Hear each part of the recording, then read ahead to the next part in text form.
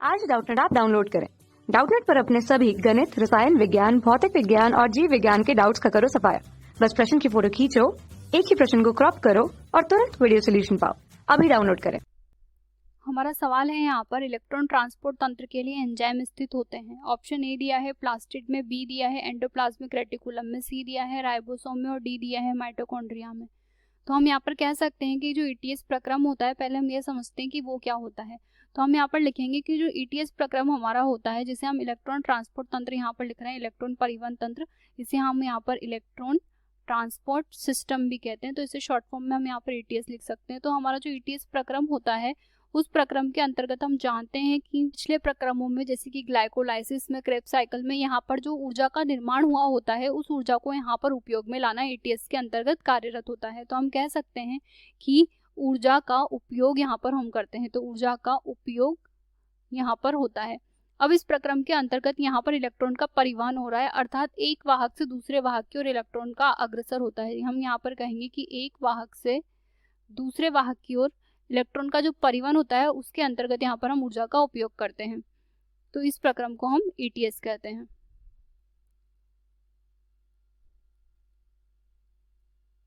अब यहाँ पर हमें एनसीईआरटी में ये एक चित्र दिया गया है। इस चित्र के अंतर्गत हमें यहाँ पर समझाया गया है कि जो ईटीएस का प्रक्रम है वो किस प्रकार से संपन्न होता है। तो हम यहाँ पर इस लाइन को यहाँ पर इस चित्र में समझ सकते हैं कि एक वाहक से दूसरे वाहक की ओर इलेक्ट्रॉन कैसे जाता है। तो हम यहाँ पर देखते हैं कि जो ये चित्र दिया गया है, इसके हमें 3 हिस्से दिए गए हैं। पहला दिया है अंतरझिल्ली अवकाश, यहाँ पर जो लिखा है ये लिखा है अंतरझिल्ली अवकाश। इसके बाद में यहाँ पर लिखा है आंतरिक माइटोकॉन्ड्रियल झिल्ली, यानी कि यहाँ पर आंतरिक माइटोकॉन्ड्रियल झिल्ली हमें यहाँ पर दी है। और इसके बाद में हमें दी है आधात्री यानी माइटोकॉन्ड्रियल मैट्रिक्स की हम यहाँ पर बात करें। इसे हम इस प्रकार से समझ सकते हैं कि हमारे पास में कुछ इस प्रकार से माइटोकॉन्ड्रिया होता है और इस माइटोकॉन्ड्रिया के अंदर इस प्रकार से क्रिस्टी रखी हुई होती है। माइटोकॉन्ड्रिया यहाँ पर क्रिस्टी में इस प्रकार से रखी होती है। ये द्विझिल्ली का एक संरचना होती है माइटोकॉन्ड्रिया। तो अब हम कहेंगे कि यहाँ पर जो हम अंतरझिल्ली अवकाश की बात कर रहे हैं, वो अवकाश यहाँ पर इन 2 झिल्लियों के बीच का अवकाश है, जो कि यह है। और आंतरिक माइटोकॉन्ड्रियल झिल्ली की हम बात कर रहे हैं, तो ये आंतरिक माइटोकॉन्ड्रियल झिल्ली ये वाली है।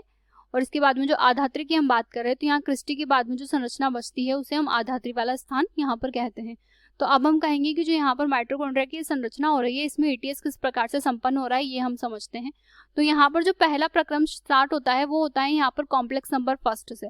जो हमारा कॉम्प्लेक्स प्रथम है यहाँ पर, वो कॉम्प्लेक्स प्रथम हमारा होता है यहाँ पर NADH डिहाइड्रोजिनेज नाम से। और ये जो NADH डिहाइड्रोजिनेज होता है, ये यहाँ पर NADH2 को यहाँ पर NAD+ यानी कि ऊर्जा को यहाँ पर तोड़ देता है। तो हम यहाँ पर कहेंगे कि हमारा यहाँ पर प्रथम कॉम्प्लेक्स है और ये जो फर्स्ट कॉम्प्लेक्स हमारा यहाँ पर बन रहा है, वो बन रहा है यहाँ पर NADH डिहाइड्रोजिनेज नाम से। डिहाइड्रोजिनेज का यहाँ पर हाइड्रोजन को ये अलग कर रहा है, तो इसे हम कहेंगे NADH डिहाइड्रोजिनेज। आप इस चित्र को एनसीईआरटी में भी देख सकते हैं अगर आपको यहाँ पर ये समझ नहीं आ रहा है।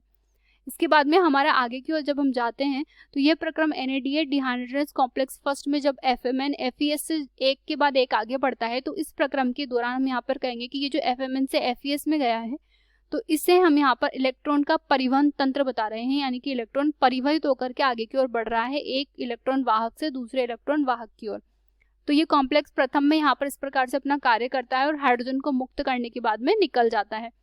और यहाँ से आगे जाने के बाद में ये तृतीय कॉम्प्लेक्स में यहाँ पर प्रवेश करता है। तो इसके बाद में हमारा जो कॉम्प्लेक्स नंबर 3 यहाँ पर आता है, तो इस कॉम्प्लेक्स नंबर 3 में यहाँ पर हमारे पास में होते हैं साइटोक्रोम। ये जो साइटोक्रोम होते हैं, ये यहाँ पर इलेक्ट्रॉन को ग्रहण करते हैं और इलेक्ट्रॉन को ग्रहण करने के बाद उसे आगे की ओर पहुंचाते हैं। और यहाँ पर जो हमारे पास साइटोक्रोम होता है मुख्य रूप से, वो होता है एक तो साइटोक्रोम बी और एक साइटोक्रोम सी, यहाँ पर मुख्य रूप से साइटोक्रोम की तरह कार्य कर रहा होता है। इसके पश्चात जो इलेक्ट्रॉन होता है, वो इलेक्ट्रॉन यहाँ पर हमारे पास कॉम्प्लेक्स नंबर द्वितीय में प्रवेश कर जाता है, तथा कॉम्प्लेक्स नंबर द्वितीय जो होता है, वो हमारे पास में होता है सक्सिनेट डिहाइड्रोजिनेज नाम का। और जो सक्सिनेट डिहाइड्रोजिनेज होता है, उसका मुख्य कार्य होता है यहाँ पर सक्सिनेट को फ्यूमरेट में परिवर्तित करना। हम इसे इधर लिख लेते हैं। यहाँ पर हम लिख सकते हैं कि जो हमारे पास में सक्सिनेट डिहाइड्रोजिनेज होता है,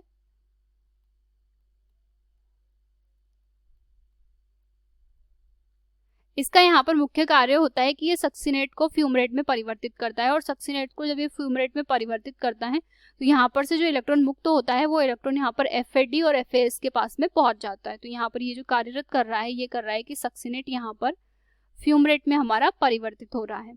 अब इसके बाद में आगे की ओर जब हम बढ़ते हैं, तो इलेक्ट्रॉन यहाँ पर आगे की ओर जाता है, वह कॉम्प्लेक्स नंबर 4 में प्रवेश कर जाता है और कॉम्प्लेक्स नंबर 4 में जब ये यहाँ पर प्रवेश करता है तो यहाँ पर जो 4 होता है वो हमारे पास में फिर से साइटोक्रोम होता है, पर यहाँ पर जो साइटोक्रोम होता है वो हमारे पास होता है सी ऑक्सीडेज नाम से।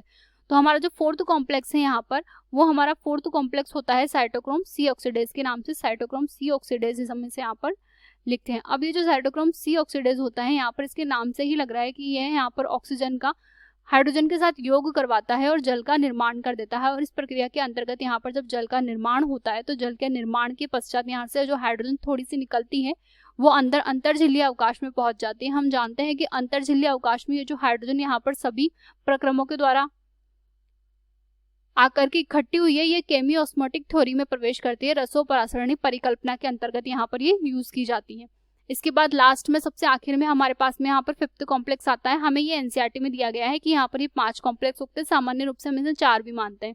और 5वें कॉम्प्लेक्स में यहाँ पर एटीपेज हमारे पास होता है जो यहाँ पर एटीपी का यानी कि ऊर्जा का निर्माण करता है। यानी कि हमने यहाँ पर जो बड़ी रूप में ऊर्जा थी हमारे पास में NADPH और FADH2, इस ऊर्जा को हमने यहाँ पर रूपांतरित करके एटीपी में परिवर्तित कर दिया और अब हम एटीपी का उपभोग करने के लिए तैयार रहते हैं। तो ये जो पूरा प्रक्रम हमारा संपन्न हुआ, ये प्रक्रम हमारा संपन्न हुआ है माइटोकॉन्ड्रिया की आधात्री में, माइटोकॉन्ड्रिया की आंतरिक झिल्ली में तथा माइटोकॉन्ड्रिया के अवकाश में उसके द्वारा मुक्त हाइड्रोजनों का प्रवेश हुआ है। तो हम यहाँ पर कहेंगे कि संपूर्ण जो प्रक्रम हुआ है ईटीएस का, इलेक्ट्रॉन परिवहन तंत्र का, वो हमारा हुआ है यहाँ पर माइटोकॉन्ड्रिया में संपन्न। तो हम यहाँ पर कहेंगे कि हमारा फर्स्ट ऑप्शन है प्लास्टिड में, जो हमारा गलत हो जाएगा क्योंकि ये क्लोरोप्लास्ट के अंतर्गत आता है। इसके बाद में है एंडोप्लाज्मिक रेटिकुलम में, तो एंडोप्लाज्मिक रेटिकुलम का यहाँ कोई योगदान नहीं होता। फिर हमें दिया है राइबोसोम में, तो राइबोसोम प्रोटीन निर्माण का कार्य करता है, ये गलत है। और लास्ट हमें दिया है माइटोकॉन्ड्रिया में, तो हमारा जो लास्ट ऑप्शन है वो बिल्कुल सही हो जाएगा। तो इसका आंसर होगा ऑप्शन डी।